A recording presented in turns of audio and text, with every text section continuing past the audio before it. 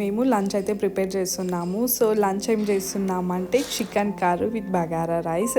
So combination ఈ రెండు చాలా బాగుంటుంది. ఇక్కడైతే చికెన్ గ్రేవీకి అయితే ప్రిపరేషన్ జరుగుతుంది ఆల్రెడీ. ఇక్కడ మామూలు అయితే చికెన్ ఫ్రై చేస్తుంది.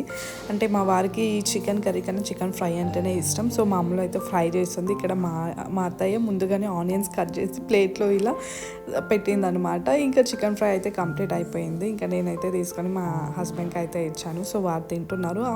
దాంతోనే మేము కూడా కొద్దిగా షేర్ చేసుకున్నాము. ఇప్పుడు మా హస్బెండ్తో పాటు చికెన్ తింటుంది కదా, ఆమె అయితే మా హస్బెండ్ వల్ల చిన్న అక్క అన్నమాట.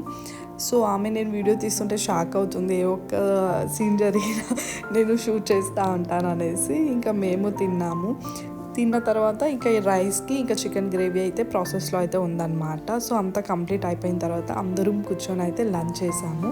సో ఏదైనా ఒక చిన్న సెలబ్రేషన్ చేసుకున్నా కూడా ఇలా ఫ్యామిలీతో అంతా చేసుకుంటే చాలా హ్యాపీ ఉంటుంది. ఐ హోప్ ఈ వీడియో మీకు నచ్చితే నా ఛానల్ని సబ్స్క్రైబ్ చేయండి, లైక్ చేయండి. ఇంకొక వీడియోతో మీ ముందుకు వస్తాను. బాయ్.